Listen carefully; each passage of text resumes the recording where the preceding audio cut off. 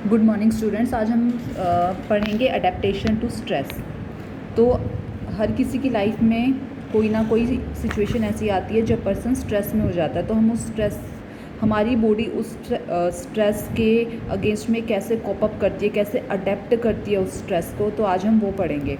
तो सबसे पहले तो ये पिक्चर में नॉर्मल दे रखा है, यू कैन स्टडी ईजली कि अफेक्ट ऑफ स्ट्रेस, कि हमारी बॉडी पे स्ट्रेस का क्या अफेक्ट पड़ता है। तो इसमें डिफरेंट सिस्टम के दे रखे हैं। हेयर का दे रखा है, अगर स्ट्रेस होता है तो क्या होता है, हमारे हेयर लॉस होने स्टार्ट हो जाते हैं। मसल्स पे क्या अफेक्ट पड़ता है, स्पाज्मोडिक पेन होने लगता है, हमें पेन होने लगता है, ठीक है। डाइजेस्टिव ट्रैक्ट का दे रखा है, अल्सर हो जाते हैं अगर ज़्यादा स्ट्रेस लेते हैं, तो गैस्ट्राइटिस प्रॉब्लम हो जाती है।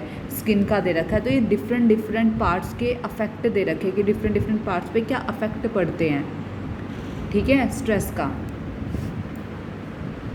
तो मेनली हम पढ़ेंगे इसमें GAS है, जनरल एडेप्टेशन सिंड्रोम, ठीक है। ये हैंस सैली ने दिया था 1945 पे। तो इसमें हम ये पढ़ेंगे कि हीमियोस्टैटिक मैकेनिज़्म, हीमियोस्टैटिक होता है बैलेंस, कि कैसे हमारी लाइफ में स्ट्रेस आता है और हमारी बॉडी उसको कैसे बैलेंस करती है, ठीक है। Homeostatic mechanisms are aimed at counteracting the everyday stress of living. If they are successful, the internal environment maintain normal physiological limit of temperature, chemistry and pressure. If stress is extreme or long lasting, the normal mechanism may not be sufficient. In this case, the stress trigger as a wide ranging set of bodily changes called the general adaptation syndrome. कि normal जो stress होता है हम उसको cope up कर पाते हैं, ठीक है। जो हमारा इंटरनल एनवायरनमेंट है वो नॉर्मल जो हमारी फिजियोलॉजिकल लिमिट्स हैं उनसे वो सब कॉप अप कर लेते हैं।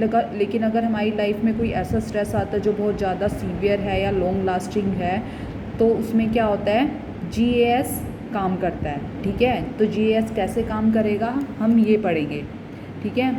तो इसमें मेनली 3 चीज़ें होती हैं GAS में, जो हैंस सैली ने दिया था, अलार्म, रेजिस्टेंस और एग्जॉशन, ठीक है। तो हम ये 3 पढ़ेंगे।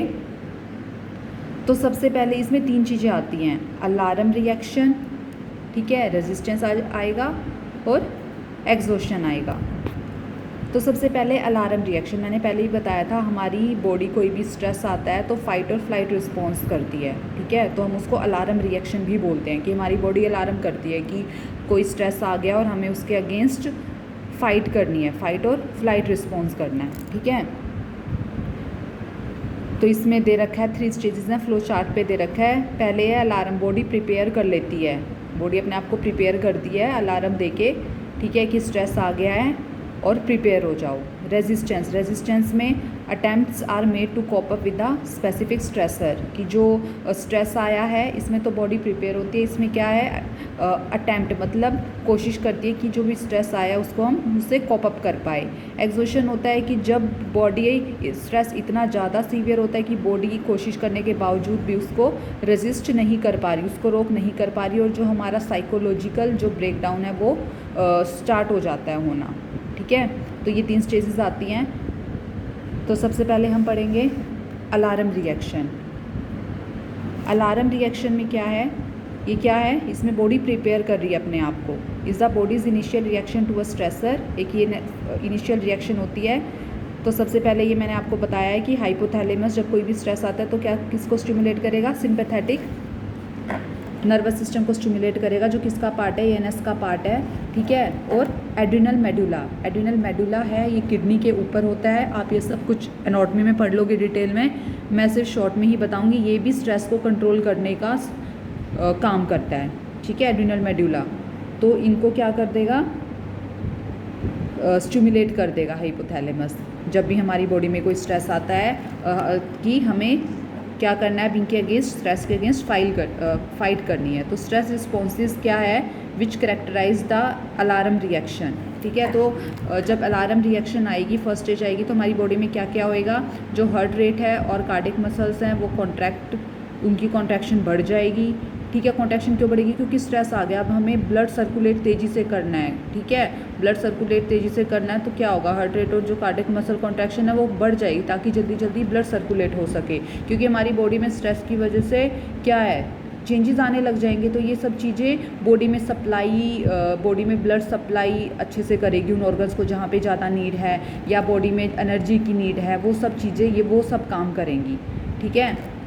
Blood vessels supplying to the skin and viscera except heart and lungs constrict at the same time. Blood vessels supplying to the skeletal muscles and brain dilate. ठीक है। These responses route more blood to organs active in the, मतलब ये ऐसे ऐसे organs को ज़्यादा blood supply होएगी इसमें जहाँ पे बहुत ज़्यादा ज़रूरत है, ब्रेन में, हार्ट में। जो RBC हैं उनकी प्रोडक्शन बढ़ जाएगी। ठीक है। Leading to an increase in the ability of the blood to clot, और ब्लड को क्लॉट करेगी ताकि ब्लीडिंग करने में हेल्प हो सके। लीवर क्या करेगा, कन्वर्ट कर देगा ग्लाइकोजन को ग्लूकोज में। क्यों? क्योंकि स्ट्रेस आ गया, बॉडी को एनर्जी की बहुत ज़्यादा ज़रूरत है, तो ग्लूकोज क्या करेगा, एनर्जी प्रोवाइड करेगा बॉडी में। ठीक है। जो ब्रीदिंग रेट है वो हमारा बॉडी में बढ़ जाएगा, रेस्पिरेटरी रेट बढ़ जाएगा। क्यों? क्योंकि हमें स्ट्रेस हो गया, हमें अब मोर एयर चाहिए सांस लेने के लिए। ठीक है। तो ब्रीदिंग रेट बढ़ जाएगा। ठीक है। Passage widen to accommodate more air, ताकि मोर जो बॉडी है उसको ज़्यादा से ज़्यादा ऑक्सीजन मिले।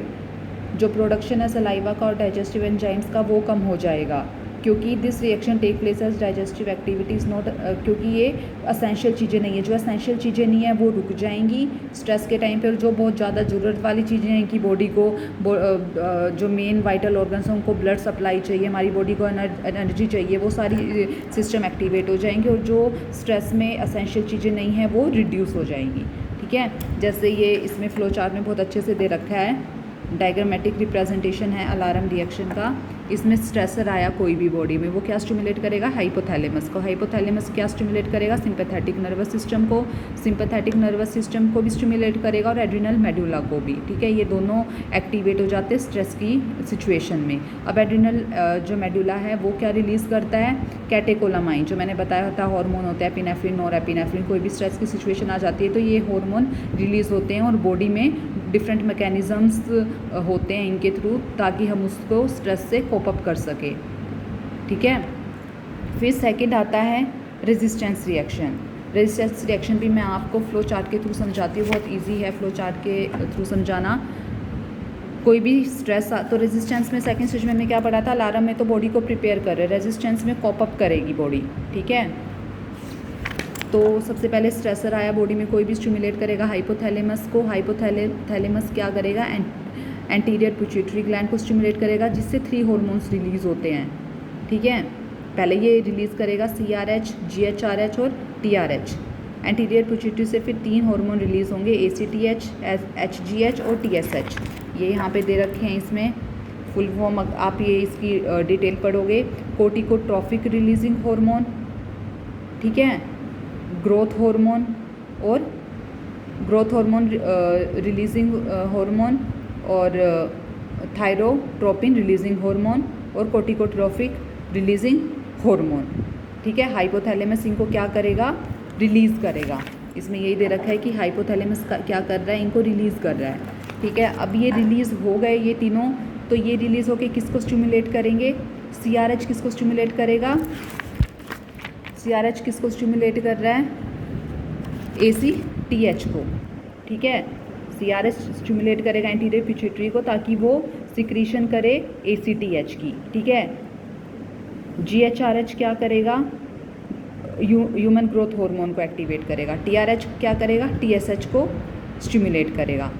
ठीक है। तो सबसे पहले रेजिस्टेंस में क्या है, हाइपोथैलेमस क्या स्टिमुलेट करेगा, इन तीनों को स्टिमुलेट करेगा, CRH को, GHRH को और TRH को। CRH है कोर्टिकोट्रॉपिन रिलीजिंग हार्मोन, GHRH है growth hormone releasing hormone, TRH है थायरोट्रोपिन रिलीजिंग हार्मोन। अब ये एक एक क्या करेंगे, CRH करेगा इसको एक्टिवेट, एड्रेनोकोर्टिकोट्रॉफिक हार्मोन को, GHRH करेगा इसको एक्टिवेट, ह्यूमन ग्रोथ हार्मोन को, TRH करेगा थायराइड स्टिमुलेटिंग हार्मोन को। ठीक है। तो इस तरह से ये तीनों एक्टिवेट हो गए। अब ये क्या स्टिमुलेट करेंगे, ACTH करेगा स्टिमुलेट एड्रिनल कॉर्टेक्स को, HGH करेगा स्टिमुलेट लीवर को, और TSH करेगा थायराइड ग्लैंड को। ठीक है। अब ये तीनों क्या करेंगे, ये हार्मोन्स को रिलीज़ करेंगे, और ये हार्मोन्स क्या करते हैं, बॉडी में एनर्जी प्रोवाइड